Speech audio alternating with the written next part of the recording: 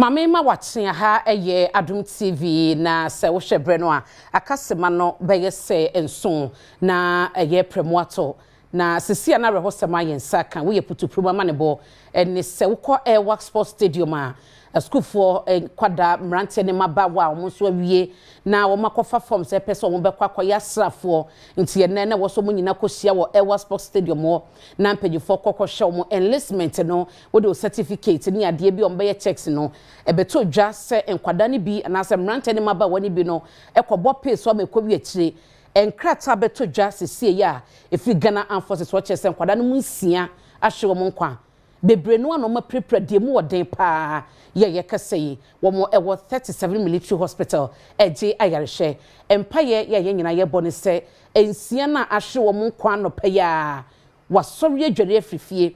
akot wato forms awie bibie wo ene yeso mu nyina ehia ewo sports stadium o makoduru ho twense ye dwumadie no be hyase na wodi wo certificate akwa wache wo tenteni ade ya checking nyina gidigidi abaisa gate na wo so mu gina no ebi mu bufa so wo bia pese okodi kan wo bia pese owramukọ ma ebi atwa fe bi so ebi atietie bi nom ma nipa nsia ahwe wo nkọ no ne nkrata ba betodwa de yetete ne se ebro so sana so se yi de ensia na Ghana Armed Forces a confirm eso ma hwe wo nkọ to baba mu anaso baba ya eko Airwork Sports Stadium wo ennebi eso kwa akọhwe sel ni time yeye na yafa no ewo asra adwumani mu a de atodwa eno no bo mode na bo akire frɛ oba no na ehwe de si Ghana Armed Forces mpanyifo kire se wo mo ma abusua wo mo emma ahwe wo mo nkɔ ne nyina no wo mo yakɔ na ma menkɔ ahomaso na ne yenu aba akosu Japoma eni komo owo Airwork Sports Stadium monom na ye hwɛ se the situation tie anopa yi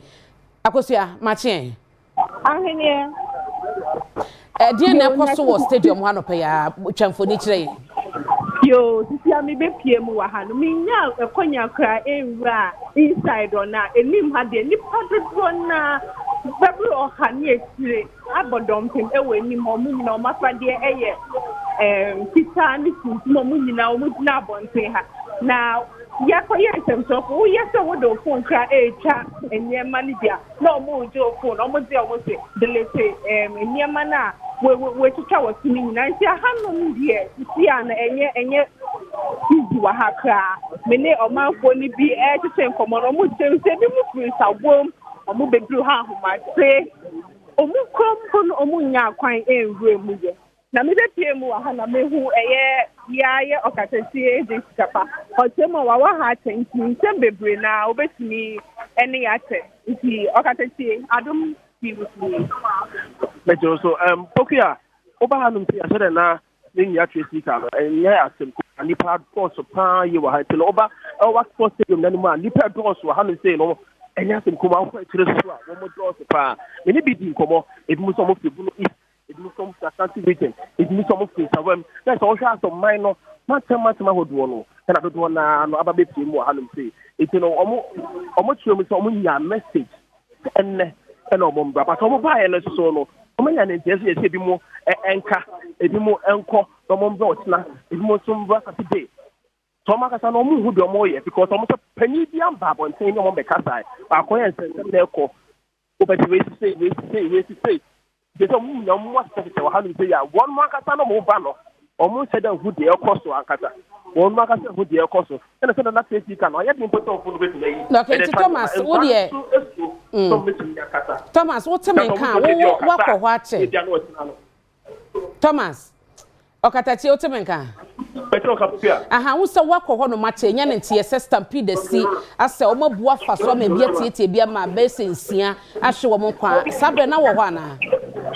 Na me ni haba me ba ha nze no ba ko na me di kobo ono so kan say no kro no so smart just stampede so aba ni ko ni stick no ma so me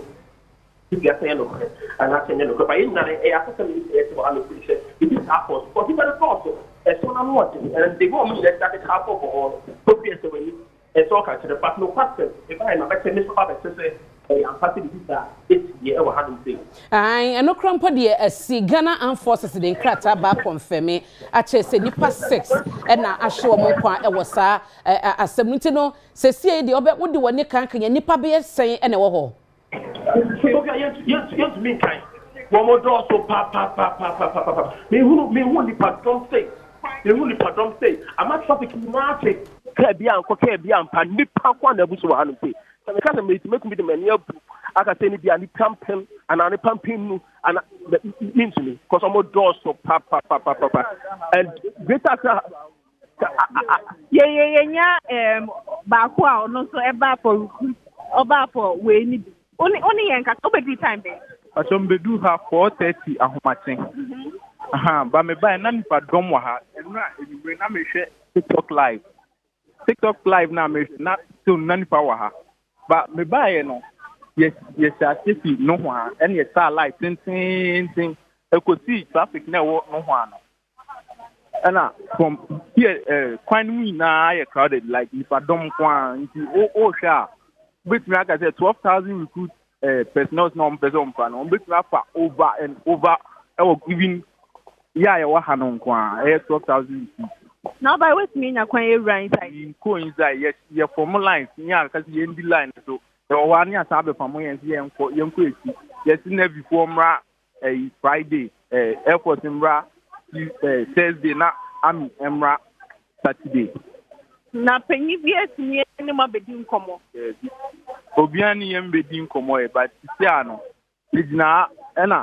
yegina gate na no nti say o mia weni kaka na utumi we mu then you know what is going on in there but for now those who are outside we don't know what's going on inside you say that we say o mia weni ansa na obetumi ever inside enem tu say no na the stampede ne e by now we have a stampede this year.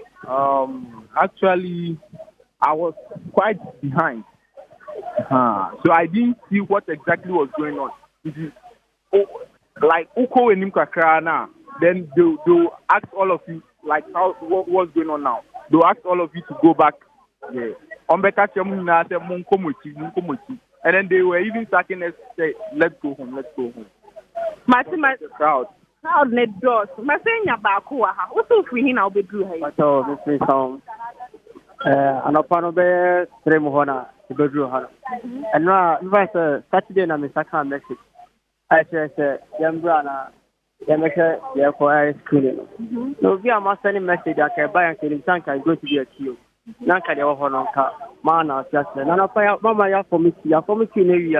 o ha ma sa che sie nkwechi. After about 12 one who say only Obia ha, who's near the protocol 7 1 protocol 7 1. I say only Penivia, and I say, wow, buy no, what's up back one outside COVID. Maybe I don't know, they have a fine penny for my can for my Nasa, any Obia Nasa, no my wearing at here. Estrema o sheni mte ubeko fie ana ubeko swa awaha me gusto jaje akunya betia afa ho ba bia a metni aya room bia anya sa pan dia because you have to ba dia san kwa ba ti dia final wa going back to any name is not an easy journey from work to any name ma be do for something no easy me da o kam kra eni kum picture pa nson kwa nso man median pa bia ni a obeka so obi nson kwa ne anom ta so we are waiting for it say and then go no be hu because dia ko dia no unim penim bia and obegina on near go here come here na yes munye bi fa my pokwa akosia na wankasa bebia wugina no na kyerese wo ba wunya kwanya enwura stadium no wo so wugina bonten kozi se ye befre wa na senate de omo chichi mu no mayenti ase wunya kwan enwura inside kra me ba ya me su media me betra ahanfonyi no minya kwanya kra enwura inside nti ekwan ni na ayema eho na sisi adodo na edina ekwan ni inside wo de na asojafo ne so pamoyen omo pamoyen ye fa ha omo si enko ni se ye fa ha ye si enko ni se nti aye kra ye ne omo nyina ye nim ye stand ewo enima nti egusu awa ha bibia eba ye mfa nka me Adom TV but ansa na wo bekodo bomode ama ye hunu kwan se na aye se no asojafo na hunu no kwan be na omo fa so omo control drum no hwese bibia be deda ne kwan mu ayo omo gu ha bebre nti wo ye the answer say wo yes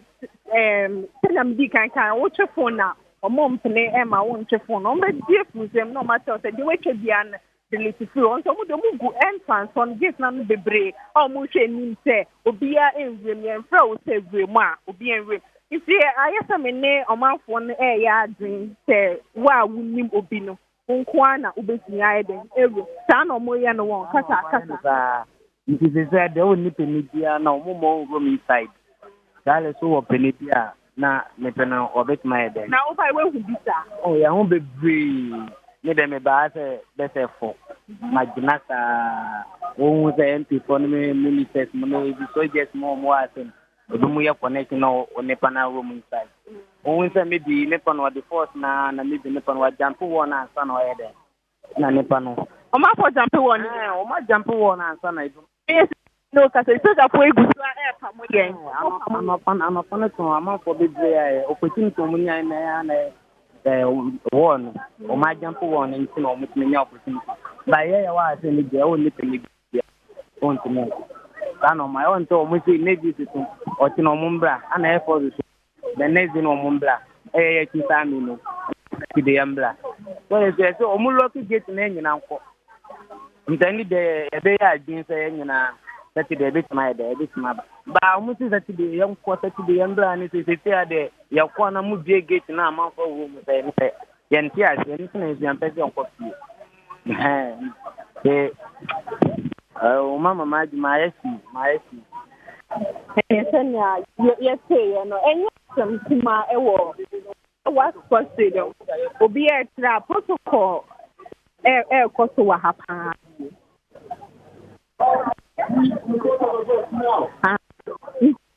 na oma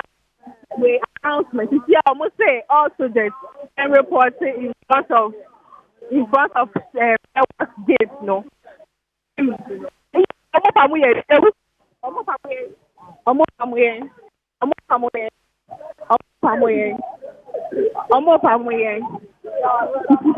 announcement no de family o ma see and this only madam they are blow ya blepa ya background any problem no mo kita on soja no Omo pamoye.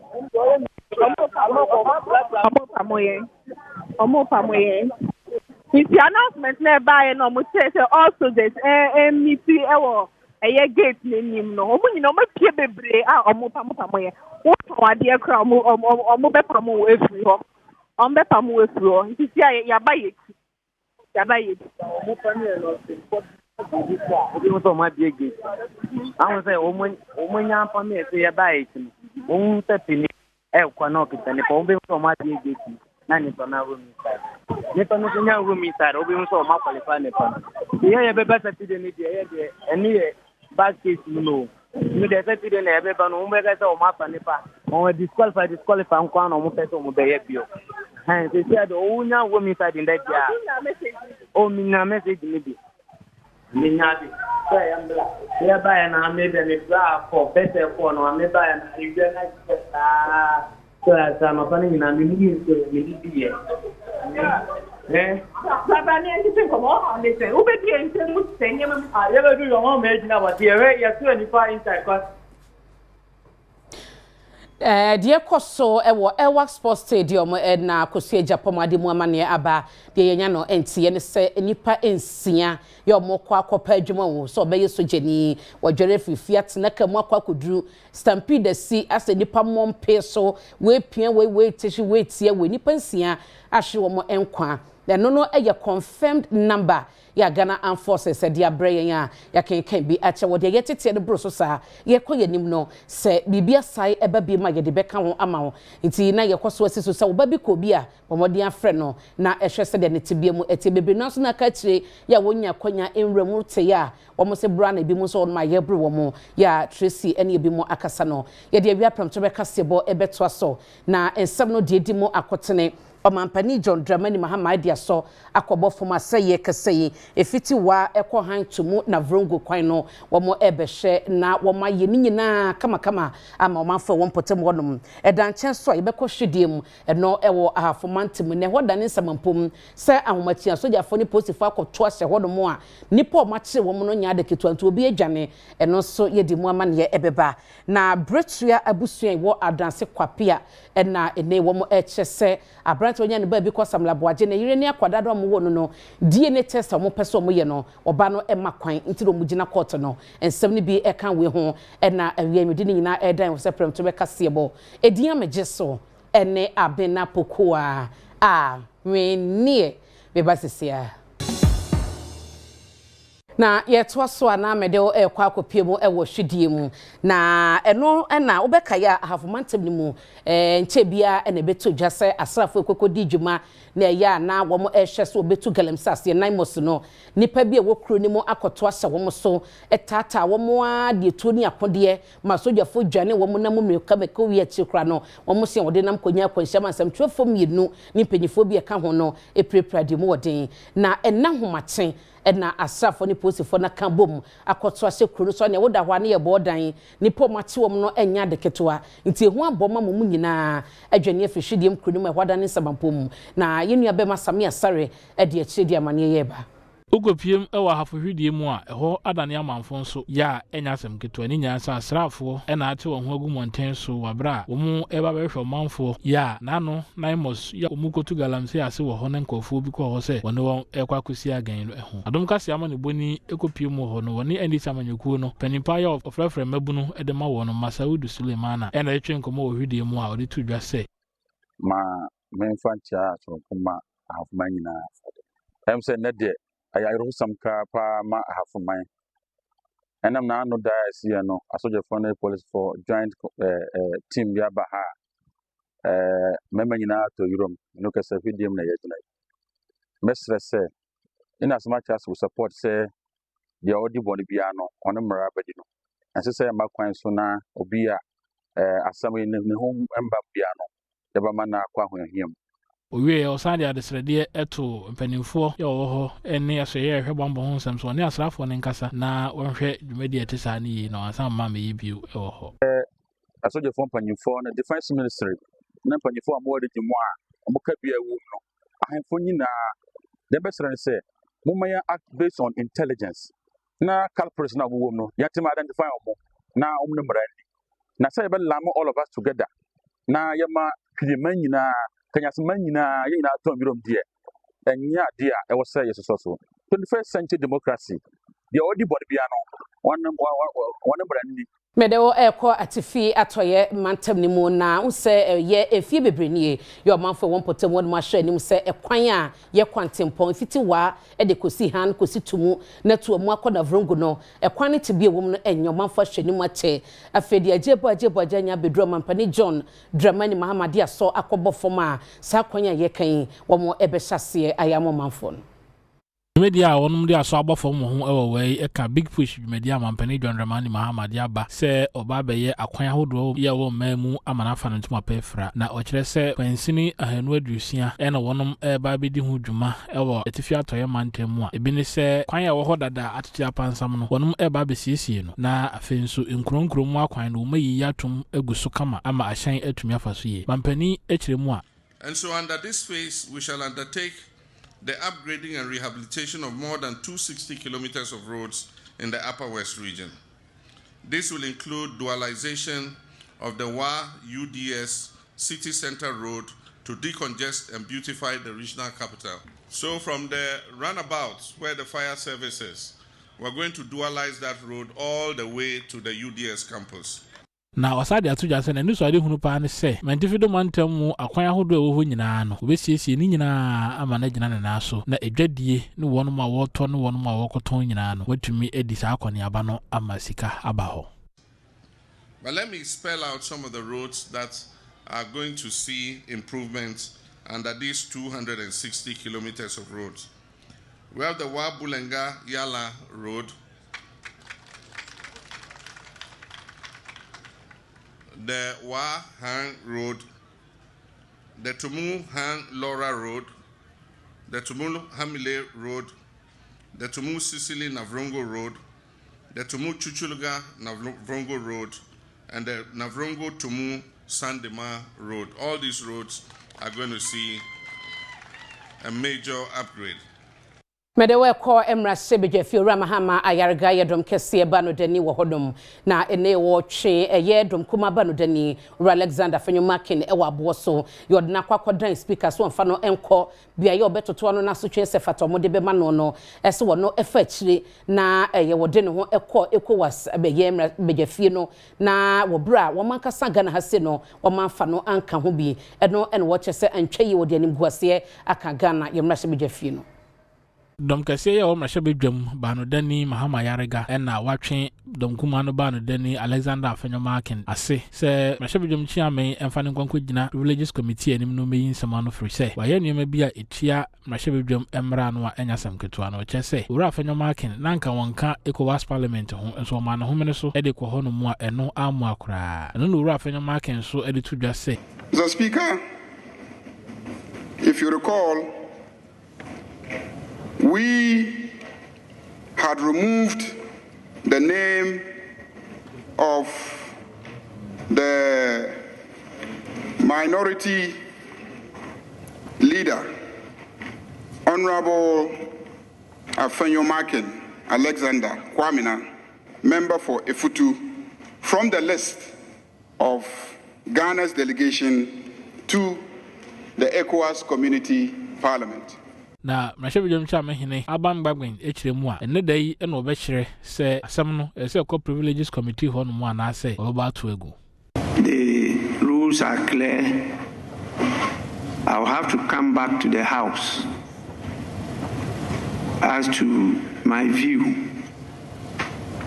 on this matter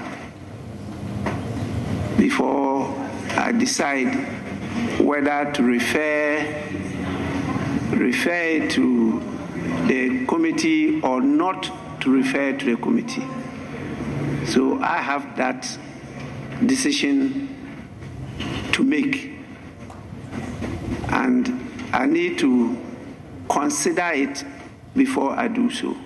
Na ebanu agudie ye wonsa simo obo ade de domo man Ghana edroso mu ba ko eye lithium na ye kasa ewo ya na abeto dwase eyasase a anase kura lithium ye ewo so pa na ehun hyehyeye no na so afo no hwensase ni mu agudie so edi emu leasing krata akwakodan emrase bidwafie dom kuma kyese enyade ye papa emwa Ghana sanse ye mfa so kra benya ewo sa lithium na obi betu ehun no eye keto bi a ewo se ensakra ye bam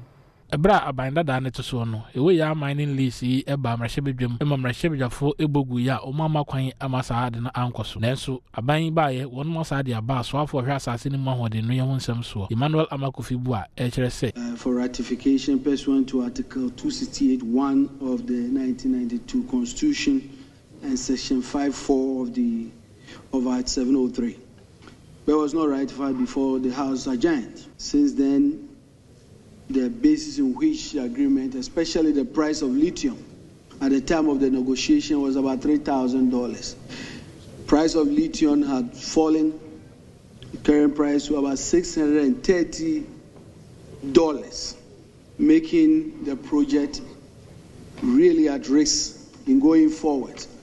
Nanso dom kuma na se ehene ne hanya de obeti ase afri se de na etia wo mu de baaye no saa na we mu so akwakofa de aba wo mu ampene ama ankoso no we kire se Mr. Speaker, I have the various components the minister has submitted to this house as being the fundamental terms of the agreement between the same two parties. What applied to that agreement in the 8th Parliament, which fortunately was the same speaker in the chair, and which culminated in the rejection of the attempt to lay that agreement. The Speaker, same should apply. na afen so me de wo e komra se beje fia won senche bia e na panya mampania bonidi so no na emeye omanye temofo nyina e kande for ye chief justice no ye rapport ba for bone ekokopie mototo na no na confrontation ma bia na efe na tagi no watch se wono na tina sa case ni so a o matemu ya na ka bia obetumi ama ne de wo fom na so ma no mfie duoso esan se wo ma na aduasa obekwa afiase aba abetata wono ene na busua eno rajon bodro a ne ye kase wo precept NPP beto ama no abaye dwamtene HSA penyin wankasa ye kra. At the end of the day, the chief of Chief Justice nominee Shasemo Kai say obi ayade na over sentence na. Yes. We say nka man 30. We show man 30 okoba because now a young man. Okoba wan show ba be kuntu man 70. Ehi fa na kasa same way. Ehifa senka enye parliament a rubber stamper. Nowhere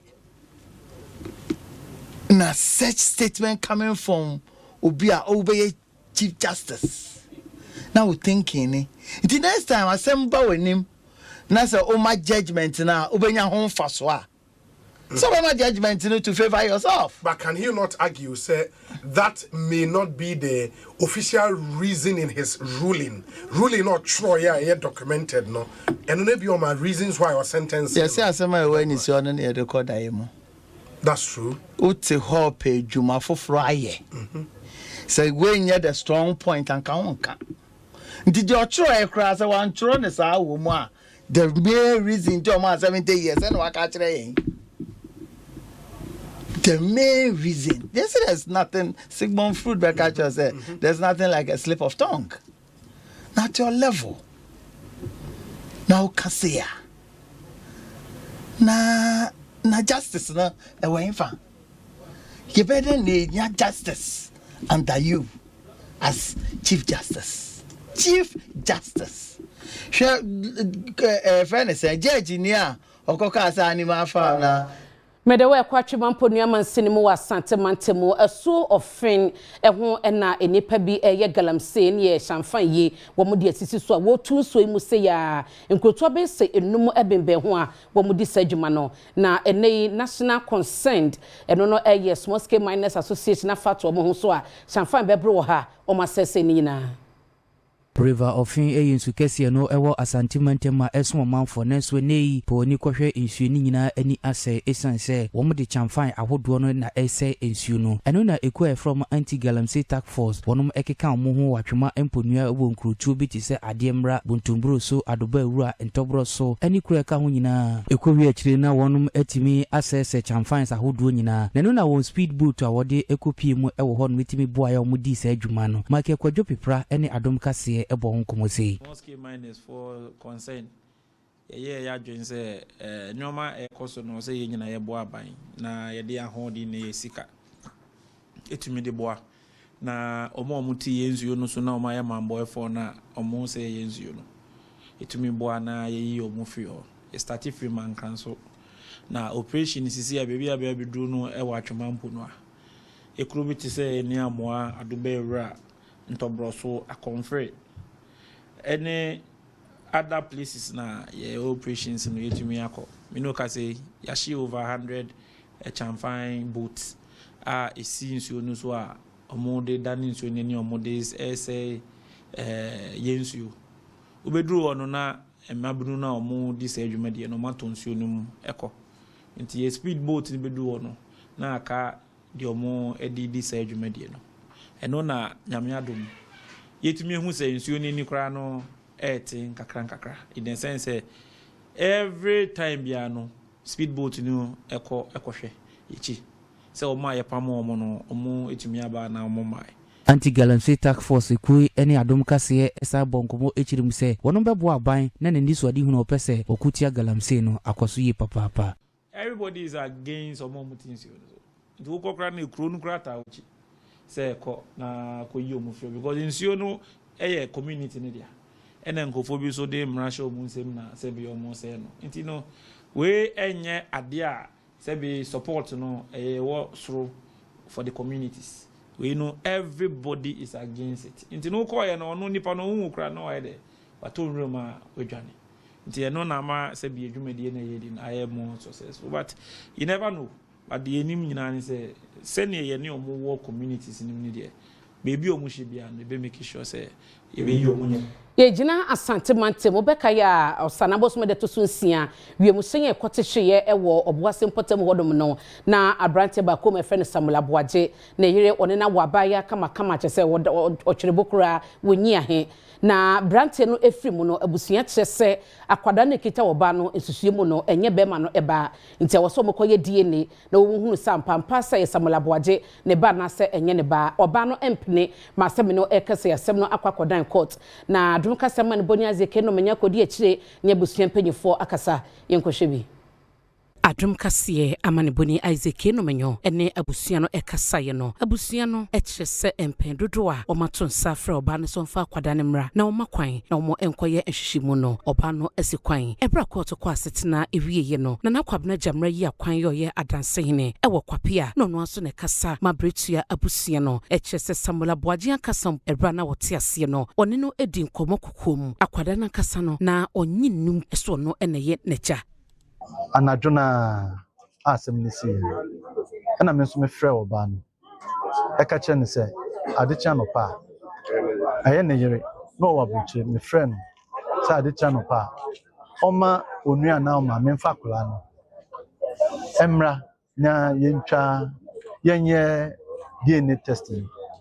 and it me say odeni Kumasi airport na yamabomane tie mun send details ma nanka me ntwa ticket na jamra esansi sudia eseno krenie ade ba kope na ebema omonya gi enya botoye mu se akwada no eye Samuel Aboaje ba eno a eni DNA test no enye sade a ebeyedin de mi yebusa ne se DNA emu nimu a DNA ba ko edi nkan play ni hwiase no onfa kora ne mra wanfa na no etoso mi akwan fa so a se ye DNA na once am ye kwan esa de back court enso osi hu hia se be DNA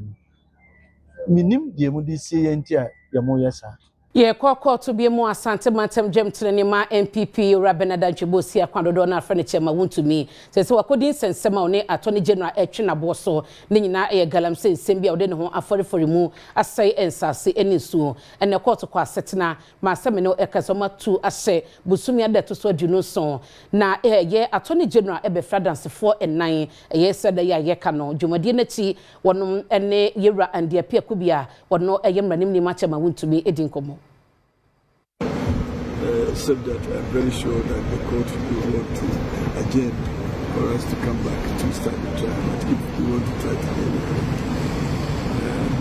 we have 2 witnesses so far who have filed their witness statements. So when the court finishes the CMC, then we will conduct the trial. So far, not bad. Thank you.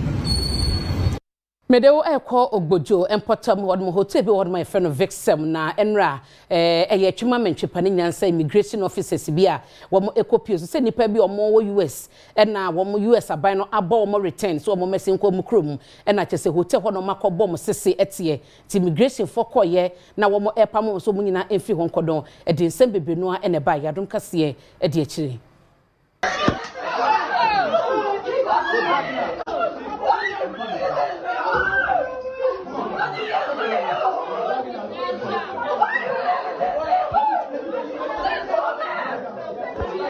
one more semi won animsem ekira omanfo bi a omumfiri omam America mampani Donald Trump edwon ebaaye se wobon wafiri won mam nti omabo ho adwa wa ha sei no na braso se wode won kro no se twema mentwe nyade obekro no na asem no eni enyaye pa penfo mu immigration na wonum ekokodi se adwuma yi a ho mfoni enenam abefo apaso a enyasem ketua na de nti a no wonum eyi wafiri ho de enyade a obinim sisi na enso nkra kire mu a hotel a wonum baaye wonum adamu adu besi na no ye se oyi won afiri mu a wɔn nso sɛ nyaade a wɔn bɛfiri mu ano na wɔn ebepie ɔman mu abra ɔman yi ne America man de wɔn nsa hyɛ ntease apomase sɛ wɔn mu a wɔbɔ wɔn afiri hɔ no wɔde wɔn bɛbɔ ɔman yi mu bi mu wɔn abɛbɔ wɔn ho adwa na aban edi kan de ato dwa sɛ ade a anamo a wɔn matu yi ɛyɛ sɛdeɛ ɛbɛyɛ bibire mu aman ɛbɛka wɔn ntoma bum na afa ne ntoma pɛfra nti ɛne wɔn mo yɛ nanso dɔnkuma ɛwɔ mmarahyɛ badwam mu nso ɛde ato dwa sɛ ɛnyɛ mmara koraa fi sɛ ɛsɛn kɔn ba mmarahyɛ badwam ɛbɛbɛgye tumi koraa nsa na wɔn atu saa na mo no nanso ɛnyɛ ade a wɔn mo yɛ saa Medewo eko adanse asokwa mansin mura Albert Dakura wono ena oya ban krache penu won potem hodomo wo se ye nan panyefo kasen bi se ahunidie mapa eno ene Kristo suman kasa na ode ato manfo nanim se ahunidie hu hia nto made ye nyina mu ni wo mo bibie mu no wo mo enhwe se ahunidie ebedi o mani mu kan Albert Dakura ena ya aba na musini wa danse asokwa na de ato dwa se efin eyade a ede nyarewa eba emwa nipa kora enunti ena wode anigye ene abasobonsem ama ne manfo se wonum nyina beka bomu no masiesie mpotem ho ama eho atenwan wode nsem yitu dwa aye me anigye so se ye ba ye so anwea so eman enso agye ye fe so opie aba edom no nyina aba a ye ne omu nyina eye edwumadie no from bia e wo susanso bebre etimi de cholera eba etimi de fever ba e de yare ahodo bre e na de eba e ma ya pomude ne ekofom enti efi de ni kwase ye ma efi eba ekrom enti wo susanso bebre wo ya brabo ye meka ne se ndade ya ye omofa nya nhweso Omanfo bi nso oba ho e de anigye e kire de nti a wode wo ho e hye dwumadi etese mu a waye krado se obabua ama sa dwumadi atene ho na brano no omumpotem atenwan Kobia ni huni se bola no ba na aye ma na ye mefa ya mesere obi bia onfansi ni fieto se e ba be fa bola de no e ma sere ni se bola na ye ma me frɛ na me frɛ so na kai ni ma ya minti me fa ni ma no ensoa ti mesere me manfo se efi na ko no obi ani ni huni sere be betia sisi kom na ye na disi ya ba ye no atoa so ma ko na fa no champion mfo ni se nyame nhya omo ma ne nso ha omo ma ne ntoa so na na yesre wo mne se yeti afi na yekoso ya nwa so ano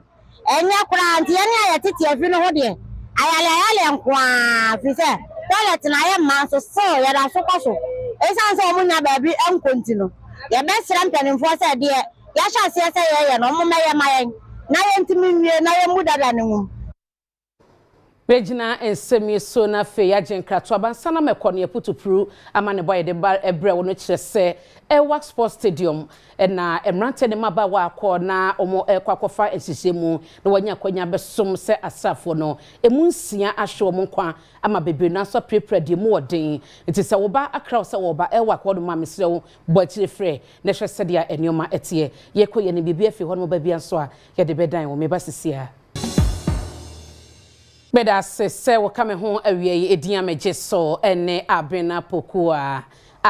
wenie na ye to so amede ekọ from mantem ni mu na okọ no mo a coordinating council no ene artillery regiment ye 66 no ene ekọ bi eka ho aka bom ede dwumadie so kwa kai nipa bi a wo mo abeko agye oman ama eneyi asumdue egusoa ekitaye no wo mo ahwe akai wo mo a wo ma che wo madwuma so a wono beye Ho Jubilee Park ena dwumadie ekọ so a wonum obhwe bambo so Framantam mu nananum atrankonwa asofo ene esomba no dafo ene wonum a wasom asra adwuma mu akwahomegye mu nyina behia ya wo ede sa dwumadie no ehye so na Framantam so afo James Gunu ene Adom Kasee atwen komo a obo wonum a wasom asra adwuma mu a wahomegye mu abaso se security services are one of the best in the world. You know, when it comes to discipline, when it comes to patriotism, nationalism, their commitment to the cause of development, they are on top. And when it comes to the world peace, Ghanaian troops have gone to several peacekeepings, and the performance actually tells you that we have very competent and professional security force in Ghana. Panimpaya no ena Veterans Association of Ghana no Framantam mu FCPO1 bedi akon Solomon ena ono so eda abayase se wode dwumedi ahye so ama wonu mu a wosomye wo maidin mu no wo mu akai wonu mu a enya asem ketua.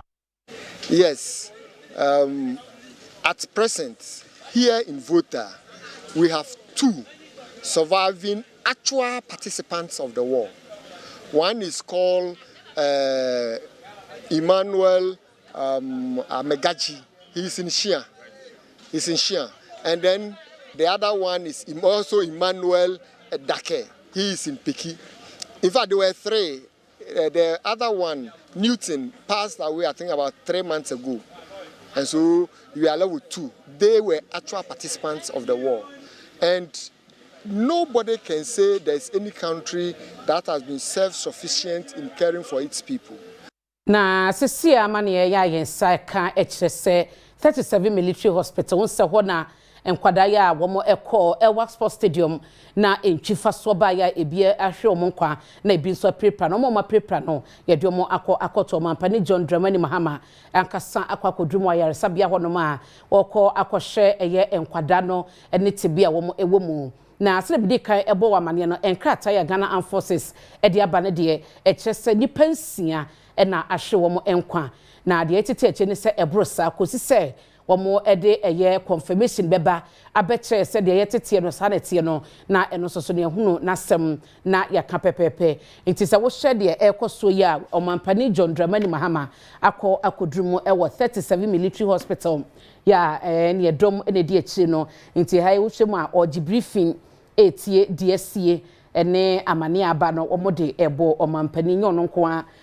mahunu se yewra so afọ no ehwoman yesi kasem so Kasee atoforsen ono so eka ho bi na yasrafo mpanyifo na ewo man yi mu no ebi so eka omampani ho a waba abedru honom hye sedia etie nti na de asi arehosem asi ewo Ewa Sports Stadium anopa ya ebi mu efra Asante mantemu ne baye ebi fri apoe mantemu ebi fri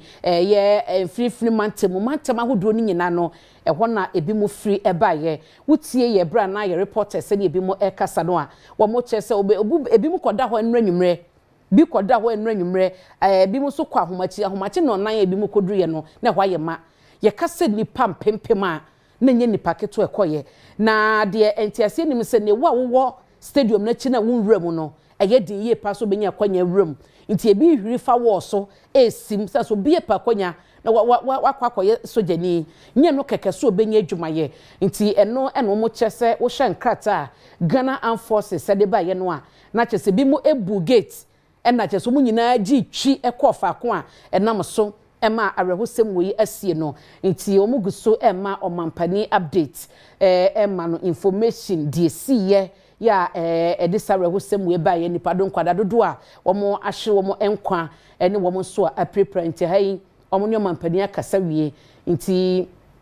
omo na akasa wie briefing bibi a wose mampani hunu no nti ha ne trauma and surgical ward na omo awura no ekọ akohwe sede atebia no etie de empire ye bua ne sensem twofo benya kwanya awura makọ na afe yahye na ye hunu na ye gidi se mampani kọ ho nso ewia bia na womo ne yen akasa oni dan no manya atum ne nche se ye nya nwram ene yakohunu ede abetudwa entiase wo mu kakra esanse eja obi epramu yentumi enkotwa nanimo emfa nto abonten ene ade eno no nti no de ye hwe nim ne se omampani akọ mabo na mane yi na owram nso akohwe sede a etie eprafo no ene omo nso ekeka ho no omo wi a eho na no so no omo bema ye briefing omo ne ebekasa na ye hunu de asi ene de ekoso na ye de ho amane amao nti de ekoso sesia no ye 37 military hospital badi kan abo amane se enkwada ensia ahye wo nkwa anopa ya o odware afifie agisikasa jifaka nako sanso mo feli online ni nyina no ene ye se ne wo ba na do certificate etu hunu mrante ne maba wa no bi won mo ba waje ne down black waje ne shirt white ehye no okita ne envelope a sa brown envelope bi a ne certificate nyina wo mu a wode ba behwe se obenya kwanya na yafa no a de asie ne o kwadansia hye wo nkwa setisen awofo nya ne ntia na so munya ne ntie obaka ho bi afre na ehunu ba na kira kwan na de yese ne seprafo no obode nkitakita omo mayen na onsa wo mo yade emayen omampani John Dramani Mahama 37 military hospital ena ye die prafo ni nyina ekoye nti omampani Ghana mampani akopie mu ho no ma wo hwe se de ekọ nti ne chese mampani atrom so mo masem twofo de mransa se mampani de wonsi sem twofo from kra nti nei ena wa makwan asem twofo ram chese ye hye obo de won bia ye behunu bi ohun na ye hunu se de tie nti sem twofo sere ne na ni abro te won ansa na wawuram ahun saa adwuman saa nti wo bo mo kokọ ansa na o ma wuram ensa ye den ya yasa atum nti amane ni sesi a aba no kyerese enipa dumi no 12 ene ya hwe o ma no payi ewo Ewax Sports Stadium enkwada mako dumi no ena ya hwe wo mo no paya o ewo Ewax Sports Stadium okopa adwuma kwada 12 dumi no ya hwe wo mo eti mampani ko hwe se the situation itie na fe ho ama ne yate asem we de yen ka bi nhemu menyi ni se na obia anida eti nsem twafo no wo hwa nye obia na ye bie so obia anko nye obia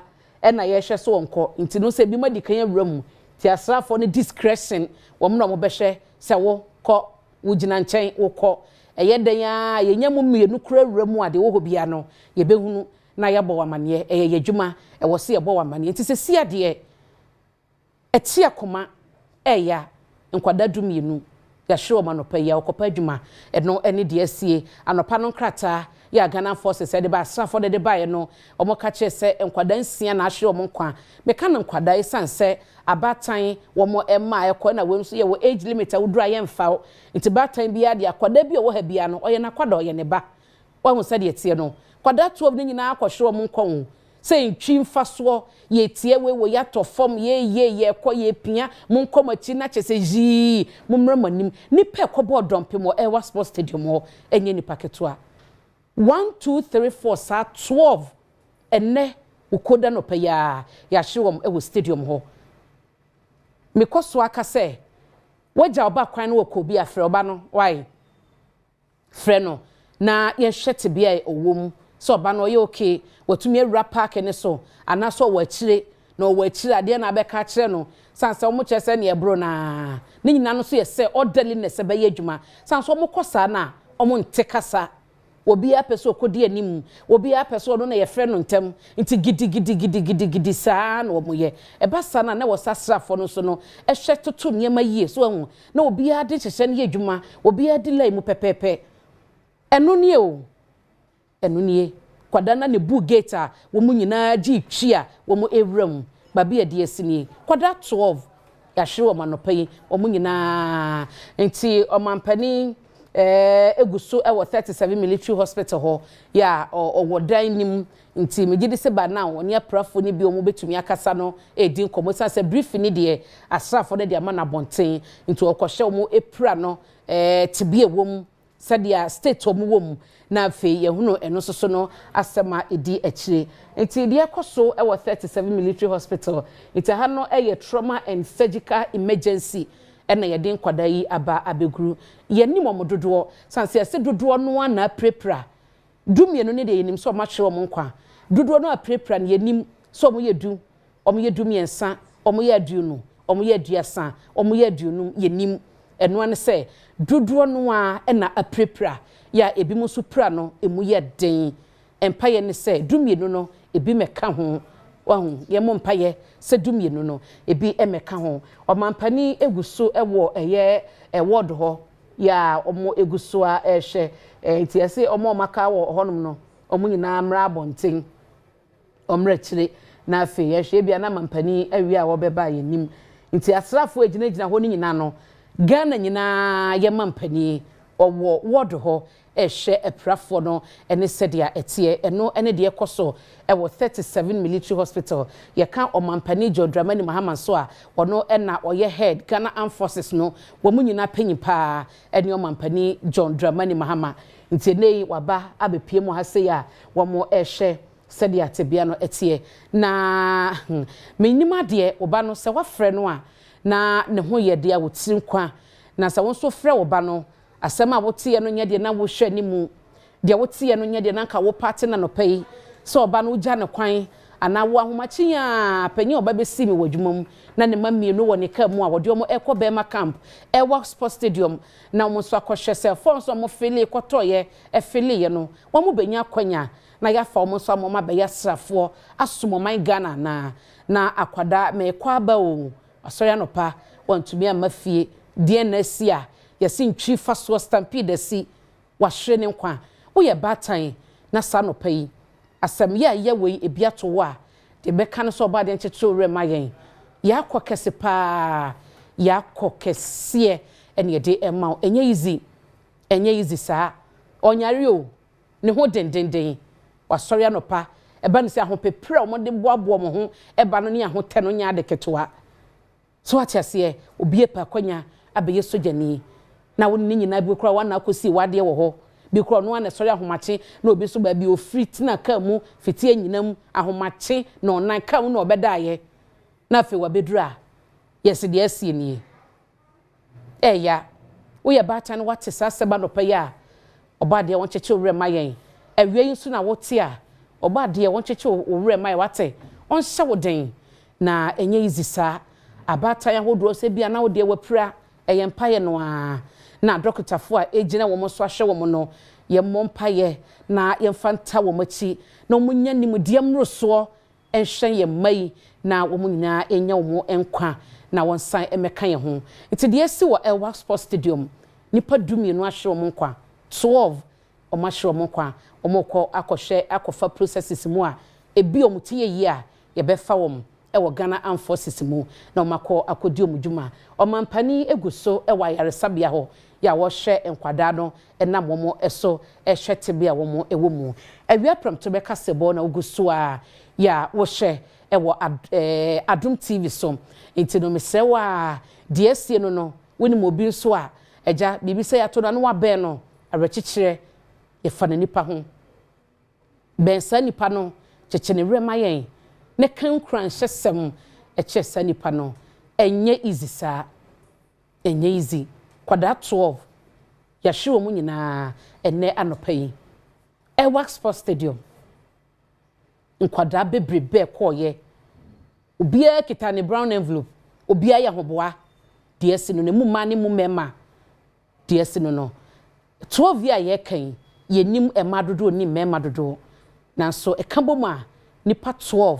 ahwere mo nkwa ewo stadium ho omampani John Dramani Mahama Bayar sabia ho a oba abehye wom nti na ye beje enkrato we yaba bia ye beba no na omampani awie eye ayaresabia ho de apie so ne ye bekasa ye betie bi ye befa bi na ya bon nkyemu ni nyina na wahunu se de tie ene de ye hunu ni kyese omampani eba ne sa omampani awie ya oba opie afri ayaresabia ho baabi ankwada eprepra no na wo eda wo kohwe wo no omampani epie ye mompaye nti no ye hwe sedia etie sede o mabie dan yi de na kyese pemu na akasa oba isusu sasafo no nyina so ba ne santi no ye hwe sedia tie na ye nigye kese nkebe ne so omampani ne ye bekasa na yakose bia wo ho no onfama wo form ma ashom kwada 12 just a blink ani botete kwada 12 ya hwewom nti omampani ewo ho na wo eche eye omo wabonti mu samtwofo ne ade baabi a obi a ejina baabi a obi ejina nti we no omampani be ye mbe kasa tintin bebre areho na aba abatan esu abatan etwadwo arechichire nsem na ye hwenim so omampani ewia obeka edi akira wofo edi akira batan agyanom ne nanom ene enuanom a wo emma akodin senseme wo emma ahwe wo enkwa ewo kwan ya so a ene esiye ewo 37 military hospital ene Elwa Sports Stadium na ye hwe anim no timpanyifo ene omampani wura mu nyina no na wo AP ba no panyifo a ene mampani ewura mu no ene wo AP eba no nti sei na amanebo ni nyina no soso no etie a ye twen so mampani ebeba Jera Felix Kwachu Fusu na hunu no sanso Ira Broja Jemfi ono so hunu no defense minister ye deputy e wo say ba no asrafo a ye defense ministry no na wo enyomo edidwuma pa wono mo show mase ankasa Jera Broja Jemfi ye deputy na hunu say ono so apiaba na Ira Felix Kwachu Fusu wono kwa mampani atena ya wono na ehwenkita wodi hu sem so ti say mampani nankasa entimi akasa ye hwanim say Felix ebekasa na de wo mu bia no o maka a kire Ghana for 37 military hospital e ho na mampani ju wantena so semnisi ya wote ye no an watu ne to abeduru ayaresa bia ho no ma o ba be hye wono akasa nie wo mu se wate na wo so oba ebetie former sem na afi wode nani ekohwe enkwada no nti no ene de ekoso ntutum se wawi a wo mu din komo ewo eye infinifini ho ansana wapie abonten de sie anopayin ene se work sports stadium emrante ne mabawa ede wo nkrata ba ebepa adwuma so mbenya kwanya ewo asra adwuma mu no kyese wo makoya periapere ama nipa dumie no 12 ahwe wo mo enkwan mu mane mu mema eno ene de ye hye ewo ha ya eprafo dodo no anso no ewo ayaresabia ha sei mampani akoye de obeye awie na yetiem se omampani ebekasa na afi yetie de obeka megidi se eye yakonsem eye rechichensem na yewadum TV sui na akoye abatan agyanom ne nanom so wo hayi na yetemase onsunu mu twa yetemase pa wayare mpo ada wa wayare wahwe ne bia unim se waye de wo se wo ye na ba ne ho denden de a wakra wa no pa ya so wo kwa aba na wa ma bi ma eya itimi ma menom ne papa nom ye ma mo hyeden e ma mo yakọ kese pa obade no ankasa onkra mo e mayen na oncheche mo re e mayen na edru seya na ese ewiase nyina na ase ayetum sana ebasa ekokosie nyame hunye nyina mobo na onhye abatan no den yeguso etwen se ebe omampani ebepie na afi yahwe sedia ensem no soso etie na yede ho enkrato nso no ato aso aba nti sedia akwakoye no enche bia no omampani betumi apie abribia obetumi apie abonten afi ho nti briefing oje na abonten wieye de ono ankasa akohwe yetie se obeka bia kire yen na yehu samtwefo so ni mampani ene wodan nim ebinya akwanya ewramu omo manwramu no omo so ewo abonten na enne yedin komo we nyina wie na rechichensem we nyina no yede kwa na feye koyanim no yedin komo kase pa efa kwan a eba no immigration service eba no military Ghana Armed Forces eba no fire service eba no prison service ekwan a ye fa so eye recruitment sa yedi mantam ni nyina bebo abepe so wo fa ko na nipa mpempem besia obi wo hit ni kurant otumi twahwe obi wo hit nkuanti no otumi twahwe na ye di hu komo na ebisa se etifiti ya kato abreso a sa kwan kro ya na ya fa so no yesesam a enye yie ene yesi wiase ne kɔ nanim akoya digitalization babi a wonam bia eye digital nti die nti na yentumi sesa kwan a ye fa so eye recruitment yentumi ensesam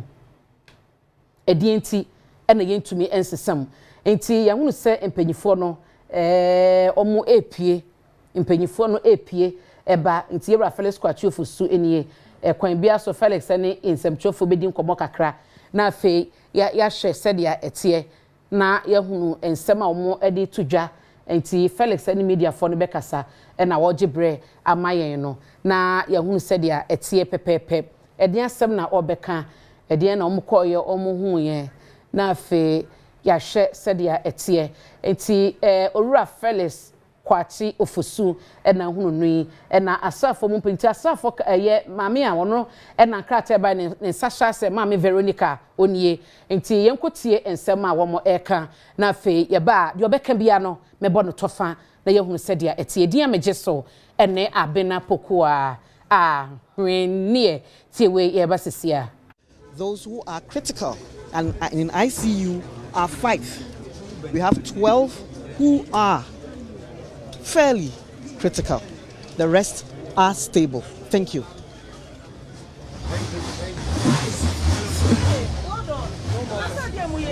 When everything comes right.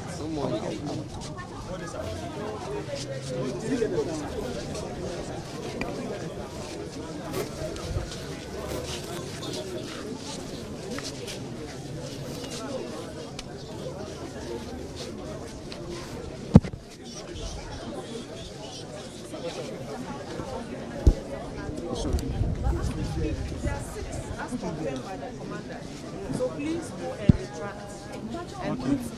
and put the right figure in place. Okay. Thank you so much. Can you please share them? I don't know. It's the commander 37. So the commander at the 37 military hospital just gave us a briefing as to what happened, and she was refuting claims that people were saying that 28 people were involved in this case, but she said that some 12 persons are, injured at the moment, and they are at the hospital. We're trying to get a word from the minister in charge of government communication, but he wouldn't talk to us at the moment. Perhaps what we're picking up is that there may be a briefing at the presidency later today, just to give us a clue of what happened here at the hospital. The Deputy Defense Minister, Ns Broja Jemfi, is here, just trying to see if we can get a word or two from him at the moment. Following this development, he himself went inside the hospital, the trauma and emergency ward. So we're trying to see if we can get a word from him at the moment. The president has just left with the finance minister and acting defense minister, Kasee Forson, and also the minister in charge of government communications. But the deputy defense minister is still here. We're just trying to see if we can get a word or two from him as far as this tragic incident is concerned. So he's still having a conversation with the military high officials, and we are monitoring all of this. We are unable to hear what they're talking about, but they are clearly having a conversation in relation to this particular incident. And in the next few minutes, if that is done, we'll try and get a word or two from him at the moment. But we heard from the commander at the hospital, who said that there were speculations that some 28 persons were involved in this case, but she said that based on what they have, there's just 12 people who were involved, and then we're told that 6 have been confirmed dead at the moment, and they are at the hospital morgue. This tragic development has brought the president himself here. Let me see if I can. The commander of the hospital is here. I don't know if I'll just try and see if I can get a word or two from her, if she will talk to us about the situation here and how they intend to manage those who are injured at the hospital at the moment. But that's the situation. The Deputy Defense Minister, clearly, as you can see in your shots, is leaving the hospital now. He wouldn't talk to the media at the moment. We're told that there may be a briefing also from the government later today as far as this very tragic incident is concerned. At the moment. So the Deputy Defense Minister is leaving now. The President himself, and then a host of other government officials have left, and the Deputy Defense Minister is also living here. We wanted to, in fact, get more information in relation to this from the military, but they wouldn't agree to talk to us. They wouldn't agree to talk to us at the moment in terms of providing us with detailed information as far as this issue is concerned. Dear Koso, 37 military hospital and a yetramfoni ache wono mampani na pamfoni mo ebayo se wo so for share o mansi kasem so no ebra ekoba se Dr. Dodo mane boa mo no na ye defense minister efri mu no e na e hwechiri enti na o ka mampani ho a mo ebaye e na bedi ache brojaje fie e na fere so fosu kwache mampani ankasa Felix so e ne ye ankasa ne momo no ye asafo mpanyifo no abo amane se eye nkwada no emu nsia na se ye kase no wo mo amu krabe mo kire ya wo betumi akonfirm so mo ahwe mo kwa na nsia no so aka na de ba bi omoda no ano eden no ene se de amanebo no etie entonkosi enwumre de be fi ma ba bia no ye de bedan wo Adom TV ye kase bo ahodo eso medi wasi awie edin amagye so ene abena pokua a we nie makrao